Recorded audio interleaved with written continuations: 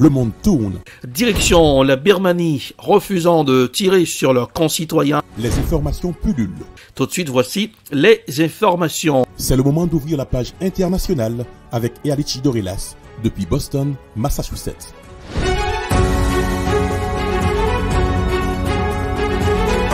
Mardi 8 juin 2021, deuxième sortie de la page internationale Le Grand Journal du 14h, sous un soleil de plomb dans la capitale des grandes universités du monde, Boston, Massachusetts. Ealichi Dorelas depuis la newsroom pour la présentation. Bonsoir Joël, bonsoir Rubens, bonsoir aux auditeurs de la radio évangélique Hosanna, 102.3 FM à Jacmel. Emmanuel Macron giflé dans la drone, condamnation unanime au sein de la classe politique. Le président français Emmanuel Macron a été giflé par un homme mardi 8 juin lors d'un déplacement dans la drone, une agression dénoncée par le chef du gouvernement et unanimement condamnée au sein de la classe politique. Voici un reportage signé France 24. Emmanuel Macron au pas de course, stoppé net dans son élan.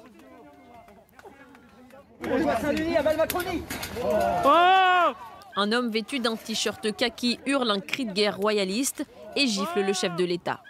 L'individu est ensuite plaqué au sol par le service de sécurité du président.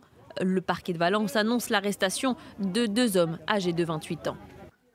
Ils ne sont judiciairement pas connus. L'un est mis en cause pour avoir frappé le président de la République, l'autre l'accompagnant. L'enquête ouverte pour violence sur personne dépositaire de l'autorité publique est menée par les gendarmes drômois et pilotée par le parquet de Valence. Jean Castex est à l'Assemblée nationale lorsqu'il est informé de cet incident. Le Premier ministre appelle à un sursaut républicain. Faisant suite à l'agression dont a été victime le président de la République, simplement pour indiquer à la représentation nationale, j'en suis sûr tout à fait solidaire, qu'à travers le chef de l'État, c'est tout simplement la démocratie qui est visée. Les condamnations se multiplient au sein de la classe politique. Sur Twitter, Manuel Bompard de la France Insoumise exprime sa solidarité à Emmanuel Macron. À l'extrême droite, la présidente du Rassemblement national, Marine Le Pen, dit condamner une agression physique intolérable. Cet incident survient alors qu'Emmanuel Macron effectue sa deuxième étape de son tour de France des territoires, une manière, selon l'Élysée, de prendre le pouls du pays. Dans ce village de la Drôme, le chef de l'État allait à la rencontre des apprentis du lycée hôtelier de Tain-l'Hermitage. Emmanuel Macron a ensuite poursuivi sa visite. Le Liban au bord de la faillite. Le Hezbollah profite de la crise. La Banque mondiale a indiqué que le Liban, qui connaît la pire crise économique de son histoire, était au bord de la faillite. Le groupe terroriste chiite Hezbollah, représenté au Parlement, tire profit en développant un éventail d'aides sociales qui lui permet d'accroître sa popularité et sa mainmise sur le pays. Voici un reportage signé I24 News. Désespérés et emplis de colère, ces jeunes tentent de forcer la porte du ministère de l'économie. En vain, ils sont finalement dispersés par les forces de l'ordre. Quelques heures plus tard, d'autres groupes bloquent des rues de Beyrouth. Poubelles renversées, pneus brûlés, des scènes fréquentes ces derniers mois. Les raisons de la colère, la crise économique. Les manifestants sont retournés dans la rue car la compagnie étatique chargée de l'électricité a annoncé un durcissement du rationnement de l'électricité.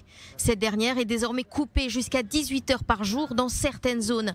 Les gens sont à bout, ils n'en peuvent plus. Le salaire minimum fixé à 675 000 livres libanaises par mois vaut désormais moins d'une cinquantaine de dollars contre 450 avant la crise. Si les salaires n'ont pas changé, les prix ont considérablement augmenté. Jusqu'à 400% pour les aliments. Plus de 50% de la population vit sous le seuil de pauvreté et le PIB par habitant a baissé de près de 40% selon la Banque mondiale. Le Liban vit ainsi la pire crise économique de son histoire. Les Libanais, éprouvés, dénoncent une classe politique corrompue, incapable de former un nouveau gouvernement. Depuis la démission de l'ancien, au lendemain de l'explosion au port de Beyrouth le 4 août dernier. Prise de court, la Banque du Liban manquera bientôt de devises étrangères et envisage désormais de lever des subventions sur les importations. Des partis politiques en profitent pour redorer leur image et renforcer leur emprise. À l'image du Hezbollah, le groupe a notamment lancé une chaîne de supermarchés qui propose des prix réduits. Une idée parmi d'autres, l'an passé, il a fourni gratuitement du diesel à 20 000 familles de la Bekaa, l'un de ses principaux bastions électoraux. Selon Hassan Fadlallah, l'un de ses députés, le parti aurait aidé 50 000 familles depuis le début de la crise. Alors, en Afrique du Sud, les sociétés de sécurité privées en plein essor. Sur le sol sud-africain, les sociétés de sécurité privée rassurent les habitants des banlieues aisées de Johannesburg. Voici un reportage signé Africa News. En Afrique du Sud, les sociétés de sécurité privée rassurent les habitants des banlieues de Johannesburg.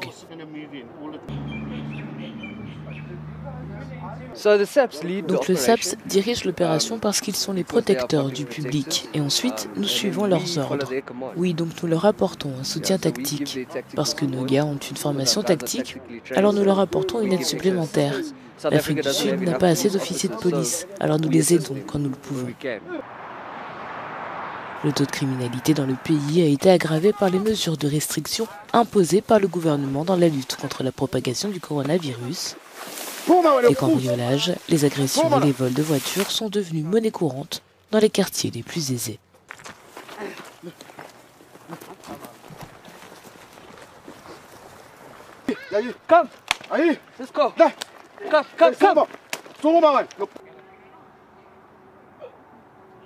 Ils vont être arrêtés.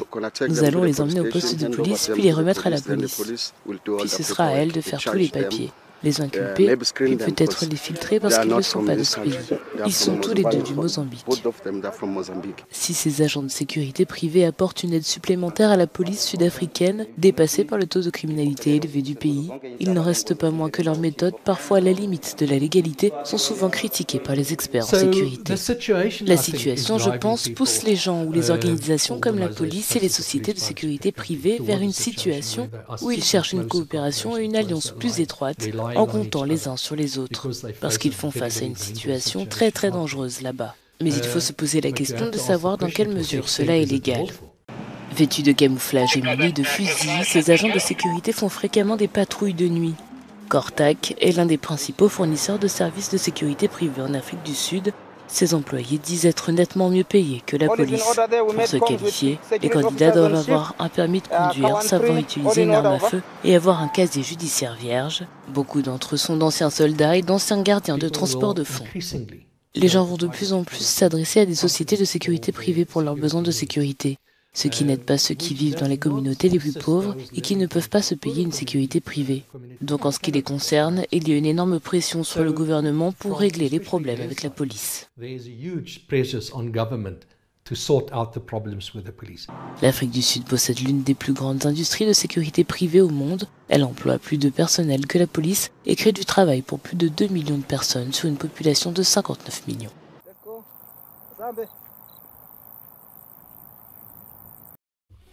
La justice internationale confirme en appel la condamnation à perpétuité de Ratko Mladic, le boucher des Balkans. Ratko Mladic a été condamné en appel après la prison à perpétuité. Voici un reportage signé Euronews. La justice internationale confirme en appel la condamnation à perpétuité de Ratko Mladic. Il y a 4 ans, celui qu'on surnomme le boucher des Balkans avait été condamné à la perpétuité pour génocide, crime contre l'humanité et crime de guerre commis pendant la guerre de Bosnie de 1992 à 1995. Mladic, encore considéré comme un héros par de nombreux Serbes de Bosnie, avait été arrêté en 2011 après 16 ans de cavale. Il avait fait appel de son jugement.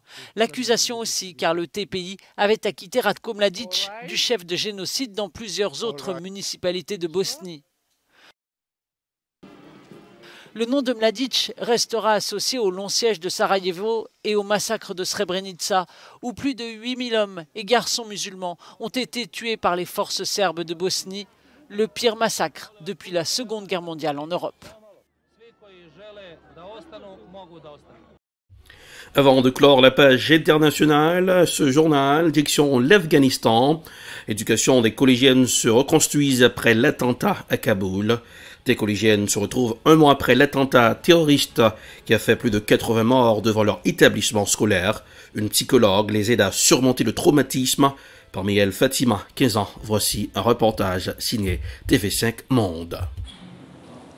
Se retrouver et se tenir ensemble.